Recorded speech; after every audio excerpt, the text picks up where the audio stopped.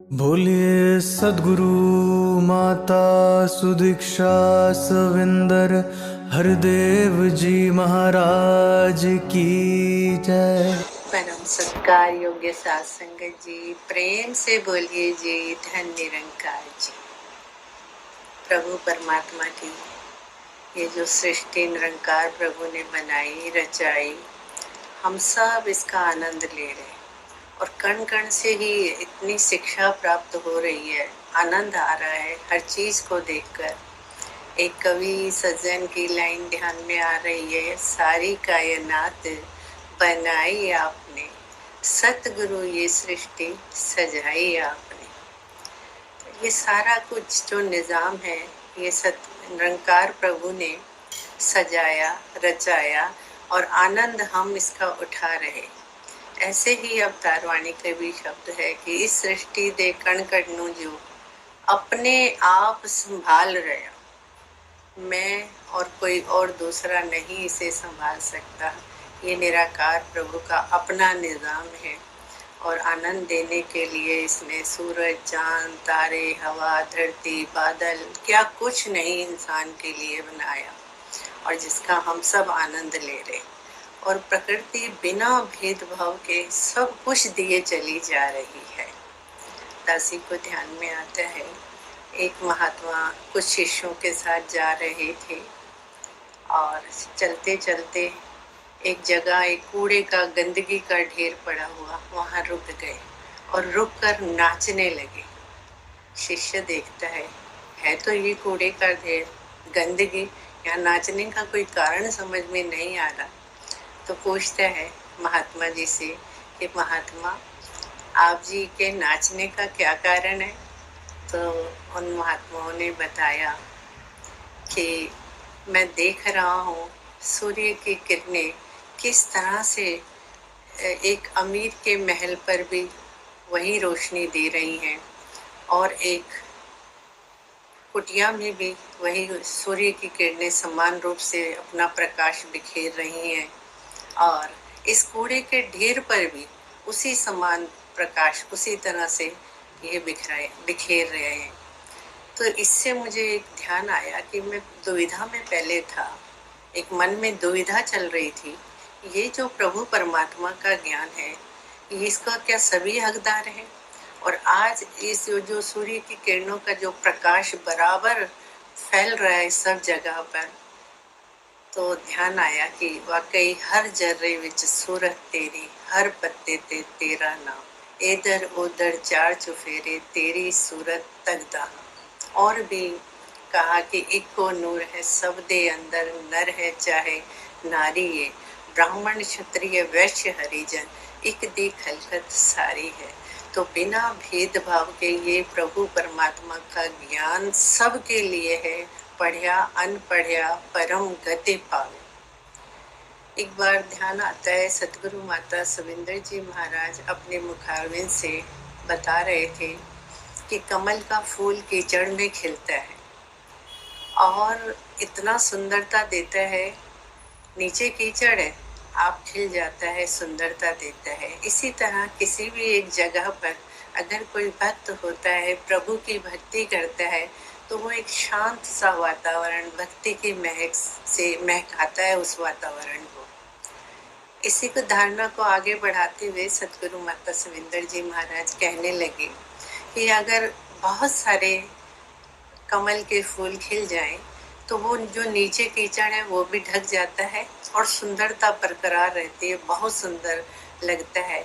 इसी तरह से अगर इस संसार में अगर बहुत सारे भक्त महात्मा गुरसिख हो जाएं और इस प्रभु परमात्मा की भक्ति करें, इसका शुक्रिया अदा करें, तो ये जो धरती है ये गुलजार बन जाएगी। ऐसे ही सत्संगत सतगुरु कृपा करते हैं और एक एक चीज से मानव को सिखाते चले जाते हैं, ऐसी शिक्षा देते हैं। और इसके बाद जब बाबा हरदेव सिंह जी के भी कई बार प्रवचन सुनने का मौका मिलता ही रहा और अपने प्रवचनों में एक बार उदाहरण दिया सतगुरु ने कि कितने खुश मिजाज हैं ये फूल, घिरे रहते हैं कांटों से फिर भी खुश रहते हैं ये फूल।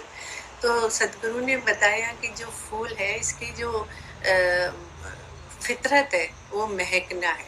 जब ये खिलते हैं, सुगंधित वातावरण को करते हैं, महकते हैं खुशबू से और महकाते हैं दूसरों को भी। अगर गले में जाते हैं किसी का हार बन जाते हैं, नहीं तो पूजा का सामान बन जाते हैं। और यहाँ तक ही नहीं, कहीं कुचल भी दिया जाए, मसल भी दिया जाए, तो फिर ये उस हाथ में जैसे मसला गया वहाँ भी खुशबू छोड़ देते हैं। फिर सतगुरु बाबा जी ने आगे इसी बात को बढ़ाते हुए कहा कि जो फूल हैं हम देखते हैं कहीं बाग बगीचे में, तो विभिन्न तरह के फूल हैं और इतना सुंदर रूप उसका बन जाता है बगीचे का फूलों से, तो इतनी सुंदर धरती सज जाती है। तो कहने लगे कि इस धरती पर भी हर मानव, हर भाषा, हर देश का बंदा अपना ही तो सारा है। तो कहने लगे अगर ये सारी धरती पर रहने वाले सारे मनुष्य इस तरह सज जाएं, जिस तरह वो बगीचे में विभिन्न प्रकार के फूल सजे हैं, तो कितना सुंदर वातावरण बन जाता है, एक आनंदित वातावरण बन जाता है। Leave the things better than what you got from them. तो सदगुरु ने बताया कि जो कुछ तुम्हें मिला है, जो दिया है, उस जगह को सुंदर बनाए, उस चीज को सुंदर बनाए। तो इस धरती को भी एक सुंदर बनाने के लिए सदगुरु ने एक प्रक्रिया जारी की और हम सबसे चाहना कि इस संसार में आए हैं तो ऐसे सृष्टि के कण कण से सीखते चले जाएं।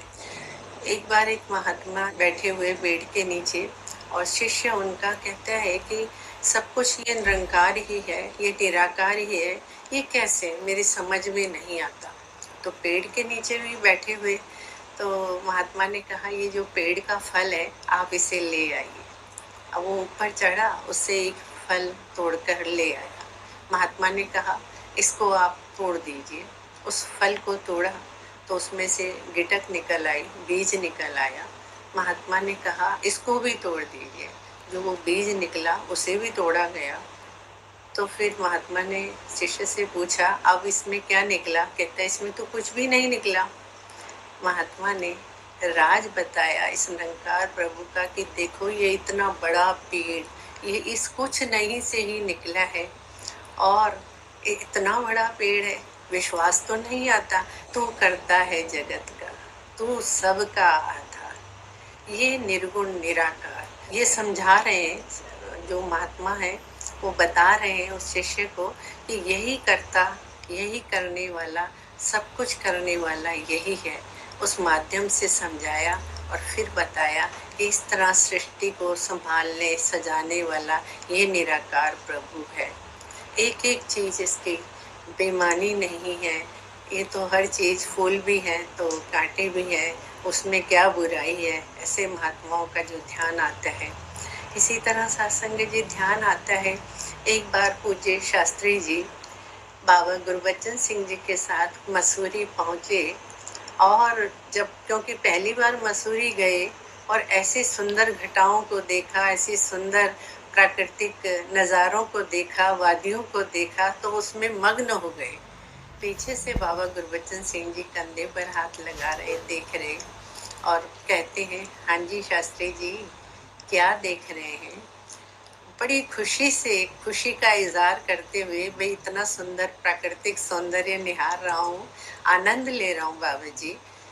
हजूर फरमाते हैं कि शास्त्री जी इन प्राकृतिक रचना में ही नहीं खो जाना है, रचनहार को भी याद रखना है। तो भाव क्या, एक एक सृष्टि का जो कण है ये इंसान को सिखा रहा है, समझा रहा है, आनंद दे रहा है और शिक्षा भी यही दे रहा है कि इसको बनाया किसने, ये रचनहार कौन है, ये परम पिता परमात्मा।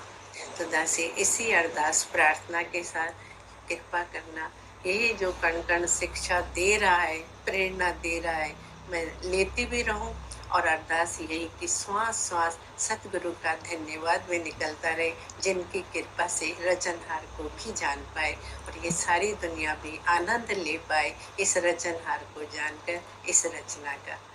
प्यार से बोलिए धन निरंकार की।